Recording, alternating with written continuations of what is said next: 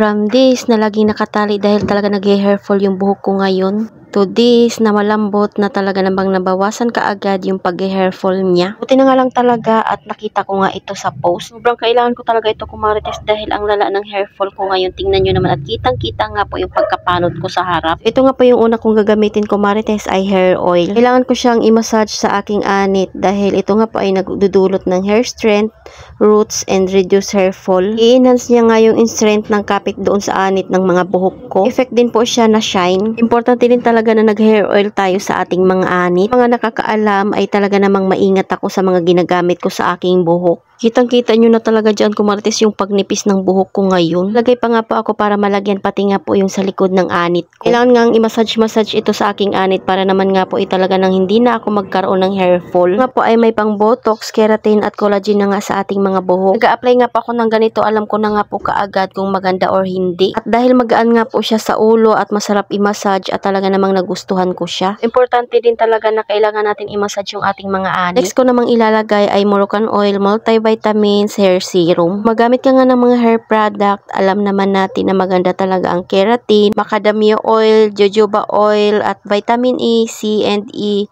plus B5. Dahil nakakalambot siya sa buhok. I-twist mo lang pala yan kumarites tapos ayan at may lalabas na nga po dyan na oil. Kailangan ko na nga po siyang pagsabayin paglagay pero madalas talaga ay kailangan mo munang patuyuin bago mo ito ilagay. Kailang wala akong hair blower at sira na tapos magluluto pa ako kaya ayan sinabay ko na. Sobrang dami pala ng laman na to kumarites ay pwede mo siyang gamitin hanggang 3 beses. Tingnan nyo naman kitang-kita nyo nga po dyan na napadami nga po yung lagay ko doon sa aking buhok. Ay yung buhok nyo ay pwede nyo ubusin kaagad iyon pero ito nga ay pwede siya hanggang 3 beses. Yan, hinahawakan ko lang yung buhok ko kumarites, sobrang dami na kaagad nalalaglag. Kung mapapansin nyo ngayon ay madalas talaga ako nagtatali na ng aking buhok samantalang dati bawat video ko ay talaga namang nakalugay lang siya. At hindi ko na siya masyado i-massage doon sa aking anit. Like ko lang siya doon sa pinaka hair strand ng aking buhok. Nagsuklay na rin ako kasi ako nga po ay magluluto na ng aming hapunan. Hindi ko lang siya maging matuyo para makita nga natin kung anong effect doon sa aking buhok. Sapa kasi ito at hindi rin talaga ako nagkukuskus ng towel sa aking buhok. Hinahayaan ko lang yan matuyo. Ito nga po palang ginamit ko ay set siya at ganito nga po yung itsura niya. Ito na nga po siya yung natuyo kumarites, nakapagluto na ng ulam at nakakain na nga rin po ako. Wala na yung parang nag-oil kanina tapos na-absorb na talaga siya ng aking hair. O diba akalain mo yun parang nga akong nagpasalon. At ligo ko ay ito na nga muna yung gagamitin kong combo set. Ito naman yung sarap niya kumarites, ayan at malambot nga rin po siya. Habang hinahawakan ko yung buhok ko dyan, wala pa namang mga nalalaglag. Nakakalungkot lang kung makikita nyo ay talaga namang may panot ako dyan sa may bandang bangs. Rin kita dyan yung parang pinaka-oil kanina nung naglalagay pa lang ako. Dahil kinabukasan ko na nga to ng umaga na voice over, talaga namang masasabi ko sobrang ganda ng effect niya at hindi nga po nagbago yan kahit natulog na. Kaya highly recommended ko siya kumarites at i-check out nyo na ito.